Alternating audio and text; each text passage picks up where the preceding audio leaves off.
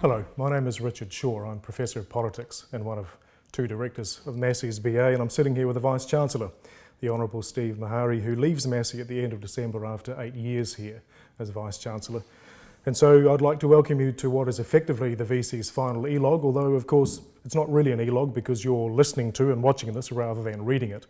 The purpose of the conversation that I'm about to have with Steve today is essentially to find his reflections on a range of issues, including where the university has got to after 8 years under his leadership, what sorts of challenges he thinks lie ahead for Massey, and perhaps one or two indications on what his own future might hold.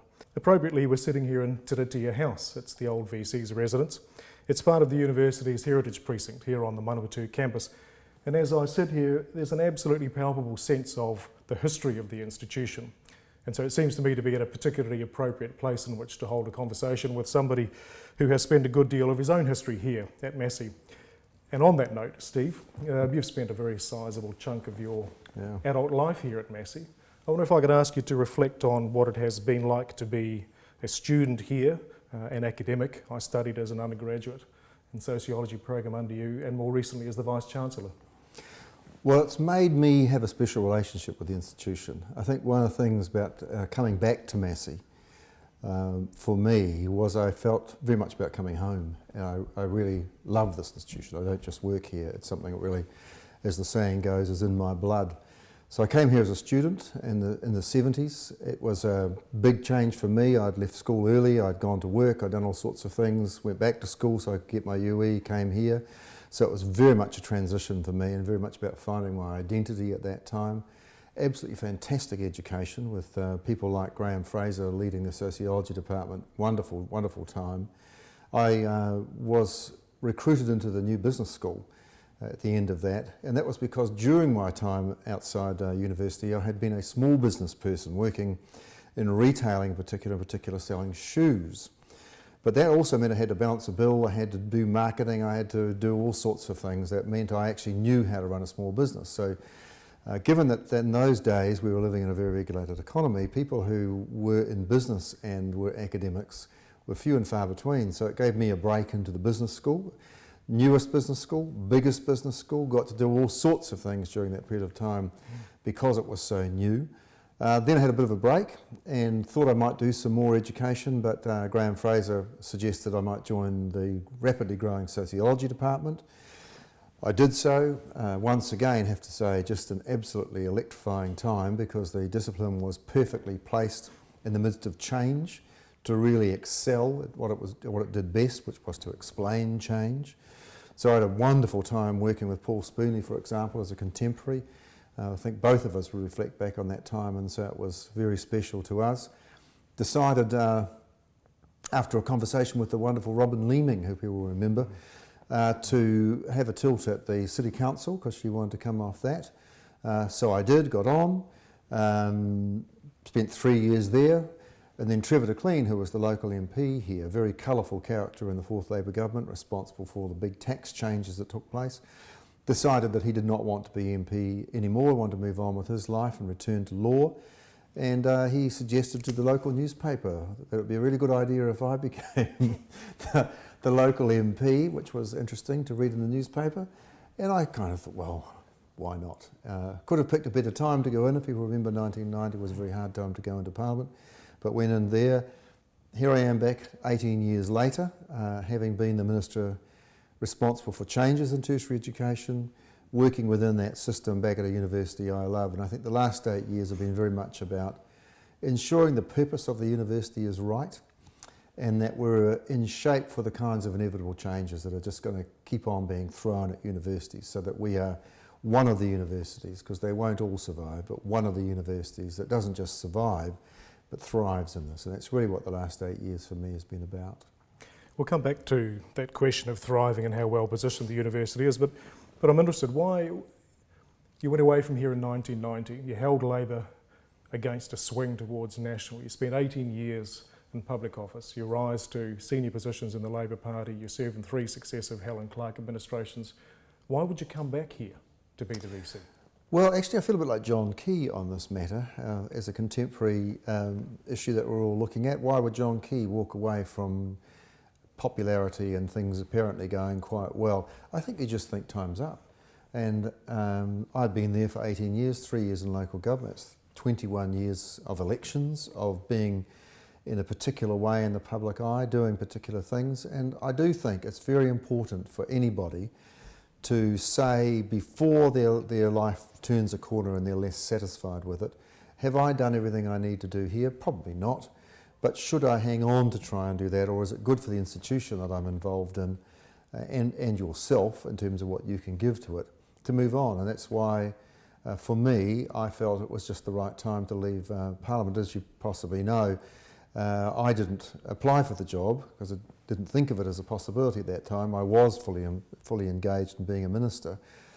And for me, change was not necessarily on the agenda, although I'd begun to think about how long am I going to stay here. It was the phone call from a search firm to say, would you think about this, that made me say, what a fantastic opportunity. This is an institution I love. I think universities are just a great place to be.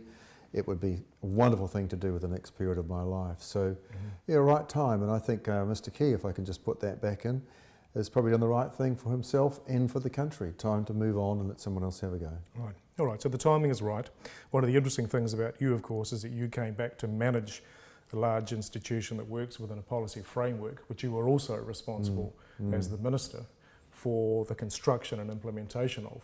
So there were some conversations held around Massey, as I recall, referring to the gamekeeper becoming poacher. Now, you've worked with the policies that you were largely responsible for the last 8 years. What's your sense of them? I like the policies, I don't like the way they've been implemented. In fact, of course, they've not been great for Massey in the way that they've been worked through. So if the architecture of the tertiary reforms was the Tertiary Education Commission as a funding body that was light-handed, if we were trying to set long-term horizons for universities and ask them to play into that space, give them a range of funds they could use to be strategically innovative, all of that sort of reform. Unfortunately, I think, certainly in the time, first part of the time I was here, they were used to constrain universities. That was perhaps driven by the global financial crisis, so no money, and the government perhaps used those controls to clamp down, but of course, for a university that didn't fit the mould, they quite oddly imposed on universities at that time, I think, which was one size will fit all, and you will all behave the same way. Not good for a university that's whole reason for being is to be different. And so for me, the first few years were a bit of a struggle. Many of the people who came here were my previous officials, and I constantly was saying to them, well, this is not what we meant. Why are we doing this? Well, the answer was, this is going to be the way it is. So the university had to work its way through very challenging financial circumstances and policy circumstances. But I have to say, after 8 years, I'd be hard-pressed to find another university that has done more than us, been more innovative than Massey.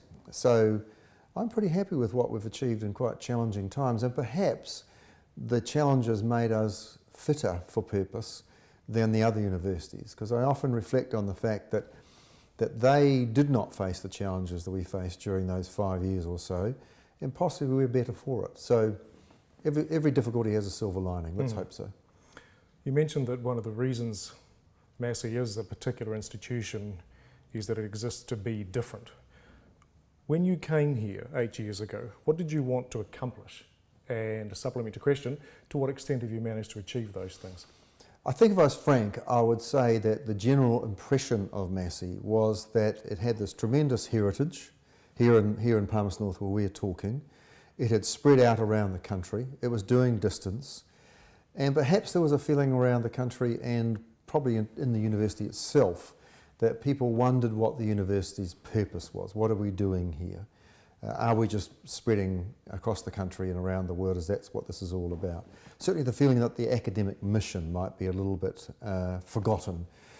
So my arrival, I think, ran alongside those sorts of thoughts. I decided that what I should try and do with my 8 years is to clearly set out a purpose for the university in concert with what people had to say. In other words, restore, not invent, not do something new, but simply restore what Massey is really about. Have we done that? I'm not sure we've got there quite yet, but I do think the phrase I like to use is that the bones are all there. our research, our teaching, our connectivity with the communities we serve, our focus on being a global player. That's all there now. It's all in shape. And I particularly like the enthusiasm that I'm seeing around the institution build now to actually try to take the strategy forward, realising it's not a constraint to have a strategy, it's actually an empowering platform to have a feeling that you know why you are doing this, you know why you're headed in that direction. And as you do that, the activities you might get involved in will take you closer to that eventual aim. And I feel at the moment that is definitely arrived in the institution, and I'd be very surprised if it doesn't carry on developing now that we've got that feeling of purpose properly in the university. Right. Now, I take your point about the value and the importance of having an overarching sense of strategic direction. However, we're still struggling with numbers. There are parts of the university where workloads are significantly higher than perhaps might be the case. What's your sense of the reasons why we might not have perhaps managed to get sufficient purchase on those kinds of issues? Well, the reason we don't have numbers, of course, is we weren't allowed to. In 2009, when the policies that we were talking about earlier were introduced, we were well over what the government allotted to this university. So we've spent a good 4 years bringing our numbers down rather than taking them up, because that's what the government demanded, or they would remove money from the institution. So that's why I've constantly told staff, don't fret about this. We were already so far over. We were a growing institution, and we will return to that. We're seen as the right place to go to. But it was a huge challenge to take numbers down rather than up, and that particularly disturbed areas like distance. So that's the explanation for why our numbers are not what any of us would want to be. Can we be optimistic? Absolutely, because unlike the other universities who are heavily reliant on the school leaver population, which will be flat for another 4 years possibly, we're not. We are partially reliant on that, but we have a much more diverse range of students to recruit into the university. So I think last year when we got back into looking to expand again, we saw a little increase in our numbers. It looks like we'll see that again this year.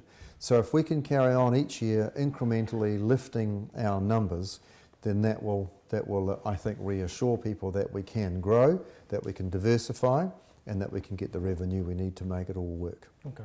You've talked a little bit about what you wanted to achieve when you came here. What have you not managed to do?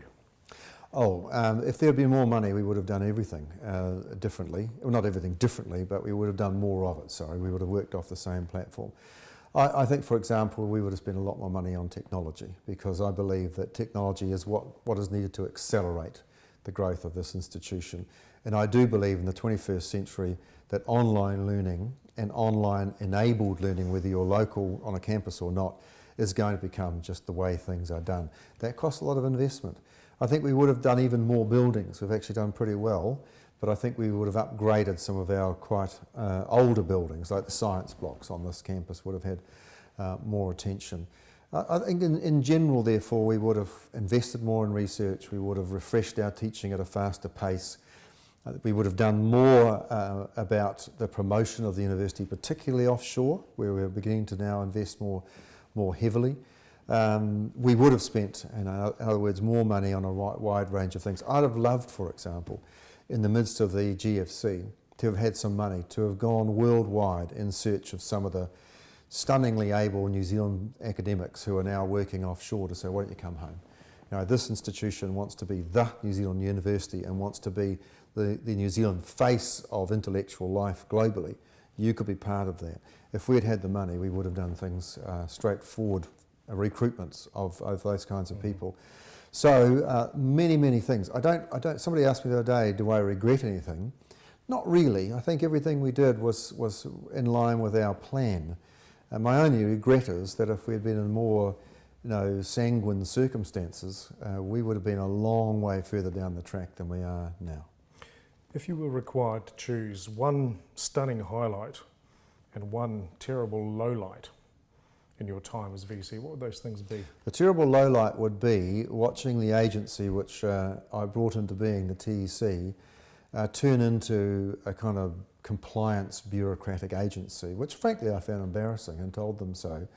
That's not true now. I think with Tim Fowler there and Nigel Gould, who was a previous Chancellor of this university, is on the commission with some new staff. There is a sense of relationship building there now, which I feel is a positive step forward.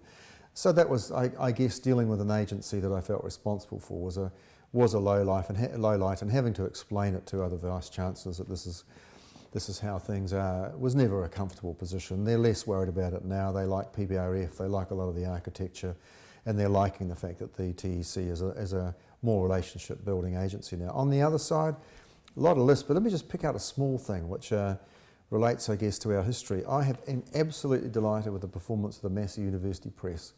I'm a great believer that the institution had to return to its academic mission. I saw as a small but vital part of that the Massey University Press. It's up to its 8th book already under the leadership of Nicola Leggett. And its most recent book, of course, is The History of the University, written by one of our own stars, Michael Belgrave. It's a wonderful story of this university, and it's wonderful to leave with that book in place, because I'm a great believer in the whole notion that the history of the university is just as important as the future of the university if you're going to be a great global player. So lots of things I could point to, but in a nutshell, in a way, that university press symbolises a lot of what's great about what we've done over the last 8 years. And I mean we couldn't have done it without someone like Nicola, Glenn Harper. These people have made it happen. Michael's book is called From Empire's Servant Yeah. to Global Citizen, and has that lovely historical trajectory from the very early days of the institution right through to the present time. But Empire's Servant to Global Citizen, is that how you see the historical trajectory that the institution has taken? I see that's how the country has gone, and I very much see Massey as the country. Maybe I overpitch this, but when you think that when Massey began, it was a nation of farmers, and a university or a college was formed of outstanding people to drive what was central to the country, who could then sell its goods to its mother country. This was very much the empire's servant. But here we are in the 21st century, aspiring to be a global player, remembering that actually size doesn't much matter anymore. What's going to work in the 21st century, as theorists now tell us, is how good are you at things. And things like the technological revolution, additive manufacturing, the internet, the kinds of things you can do with new technology, mean that a small country can have an enormous impact on the world. And I think Massey's got to focus on that. I'm constantly, I suppose, nagging people really that we live in new times. And that's a concept that I've been playing with because of meeting it when I was in Britain in the early 1980s or the later 1980s. But you'd have to say right now that concept, which faded into the background, has come back with a vengeance, with all the changes that are going on in the world, not just the Fourth Industrial Revolution, but the political changes, the geopolitical changes, the environmental challenges, back with a vengeance. And this country has the opportunity to be the beacon on the hill, because it is remarkably well placed to play that role. When we talk about having a nation having a sweet spot, we often think, oh, we're talking about the countries like Singapore because they're right at the intersection of trade. But when you think about the problems of the world now, how do you run a country? How do you be environmentally sustainable? How do you produce food in a way which doesn't destroy your environment? We're the sweet spot. We could be the country that everyone looks to. And I'd like Massey to take on that challenge of saying, how do we educate, research and promulgate an understanding of the world which is going to serve that mission? So, yeah, I think we are one of the global citizens now that need to make a difference. Well, let's take the Stuart Hall Birmingham School thesis of the new times. Big challenges, major issues ahead of us. The institutional platform that Massey has and from which it will address and tackle those issues is one of an institution which has essentially multi-campus, multi-modalities. We have distance education, we have World Wide Web, we have 3 physical campuses. It's a complex interlocking set of institutional building blocks. How can that work? It's both our weakness and it's our massive advantage. Its weakness will come from people being unsure about the value of it, so that campuses might feel a little jealous of each other. People may feel quite parochial about their own campus. They may worry about distance or people going offshore. If people can just take a step back from that and say, we are a multi-campus with quite different, distinct programs running on each campus. We have huge advantage in distance. We are the most international of universities in this country. That positions us to be the modern face of university education and research in this country. If people can play off that and really take advantage of it, then it will be our strength. But I know 8 years ago when I came here it was a weakness because people felt, what is this about? How does this actually work? And there was a bit of antagonism between campuses. I don't sense that at the present time, certainly not as much as 8 years ago. Challenge will be for everyone to kind of get their head around that big picture that this kind of university is providing them with and take advantage of it. I was just saying to the all-staff meeting prior to coming to see you that one of the great things about a university like this is the number of opportunities it offers you to renew yourself, do something different, whether you're teaching a different way. You could shift campus if you want to. You can do all sorts of things. So play to the strength that this has given us, and I think that's going to be a major advantage for Massey in this century. Mm-hmm. You've talked a little bit about the challenging times in which we live and work at Massey. Reminds me of a time when you first came here as an academic. The function of the university was perhaps a little different to the function that we have been to some extent shoehorned into these days.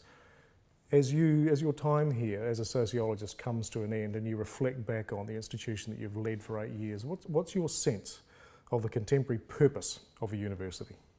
Well, I always refer to it as the engine of innovation, engine of change, whatever you like, and people, they'll play with words and say engine might be an old word, forgetting that Google is a search engine, but it's to capture the meaning of that. I think that our change has been that before we were quite inward looking, people came to us, this is where you got the knowledge from. It's all about being outward looking now, engaging with the wider society and the wider world and putting your knowledge to work. That's what it is. Not narrowly in the service of the economy only, of course it should be in the service of the economy, but putting it in the service of creating a better future for people. I think that's always been a purpose. I know that, search for the truth and make lives better for people, but it really was kind of an inward looking project. When I came here as a student, you came into the university and people were outside it. When I was teaching, it was still very much you come to us and you come and play it out in our place according to our rules. That's not the case now. We should be fully engaged with the society around us and see ourselves as driving innovation and driving change. That's what I think the difference is. Are we still, I know we have a statutory obligation, but in practical, effective terms, are we still the critic and conscience of society? I'd like to see more of it. I think one of the things about the current era is it does seem to have been quite a chilling effect on people's willingness to stand up and say things. We have some great examples here at Massey, you're one, that people are in the media all the time, they appear to be public intellectuals, but there is a feeling of chillingness in the air at the present time, and certainly there will be in the United States at the present time with the kind of atmosphere that's built there where you're not supposed to criticise the incumbent, well, the soon-to-be incumbent president. And I think academics are just going to have to face that, and like the media, are going to have to return to basics in this. We are people who search for truth. I know there are postmodernists out there perhaps listening to this who say, what's that? I believe in the modernist notion of truth, and I think we're all coming to realise just how important that is, that universities do commit themselves for a search for truth and are prepared to go out and talk about that in bold and brave ways. And not be arrogant, not say we're the only people who are talking about this, and certainly not say that because we know the truth we know the answer. That's a difficult proposition to make. But I think we have a real role to play at the moment in being bold and brave and being the critic and conscience, but also be prepared to go beyond that, to say that we're not just the judge and jury. We are going to try and enable you, as people faced with many, many, many challenges, with a way of responding to all of this. So yeah, there's a stepping up from just being a critic and conscience. We could end up just sounding a bit like we are complaining all the time if we're not careful. But if we engage positively on the basis of what we know, we are critic, we're conscience, but we're also a contributor, and that I think is very important. All right, let's bring those three roles, critic, conscience contributor back to Massey. I know that one of your favourite quotes is from Massey's founding VC, Sir Alan Stewart. And the quote refers to Massey being a young institution which does not conform and so on. Traditionally, we've played to our strengths. What are your views on what those strengths might be and how they will play out into the future? Yeah, I do like Alan's saying about how we're a young institution and we're bold, and he wants us to carry on being that way. And if there's anything I could wish for the institution, as I said at the graduation speech I delivered, that's what I would love for Massey. Stay young, stay bold, shape the future, be that kind of institution that Sir Alan mapped out and that we have been and should continue to be. That does mean revising what we do, though, in terms of what we teach and what we research. That's not static. There will be things that will change. Things like sensors now will be one of the biggest issues for the world in the future, and that's something that the engineers and social scientists and so on have to get their heads around. What does it mean to live in a transparent world delivered by sensors everywhere? These are new issues we never dealt with in Sir Alan's time.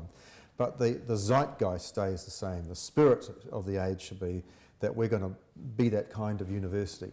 And that means, in terms of the things we do now, agriculture, food, business, very clearly one of our global strengths that we should play to. Veterinary medicine, of course, the One Health model that sits on the side of that. I think sport will be a very big area of work for this institution because it'll be a big institution for society and we're good at it, so we should do that.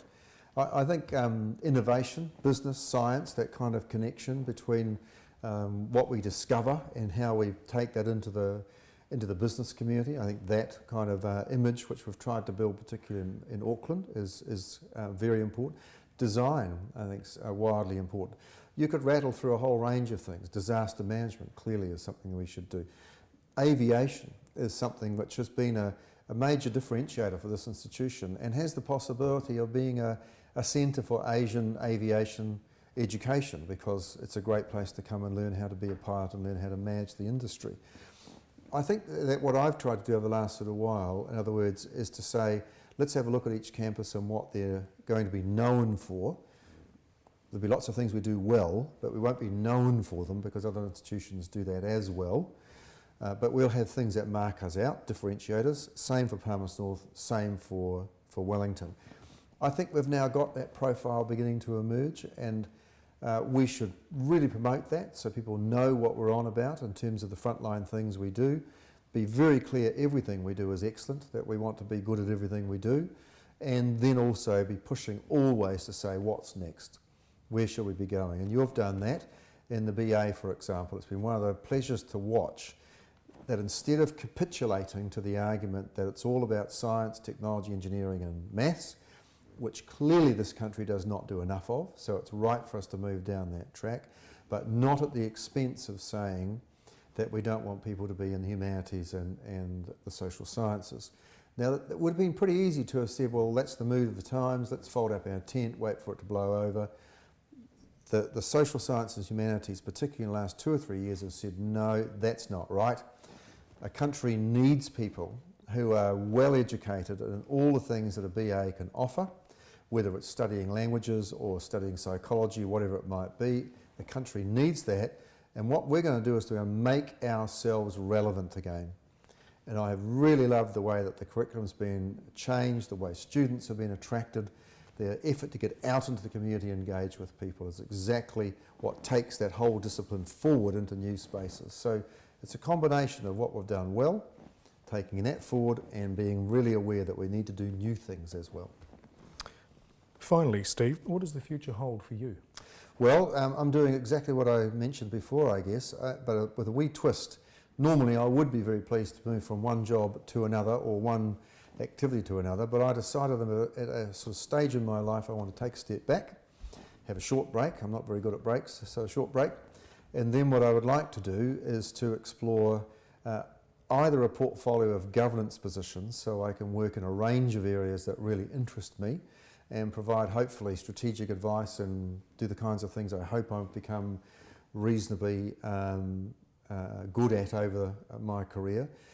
Or if a particular position turned up that really switched my lights on, so I could really do things that I'm as passionate about as I was here, that I'll do that. So I'm hoping by about March next year, all will become clear. I'm working with a range of people at the moment to work that out.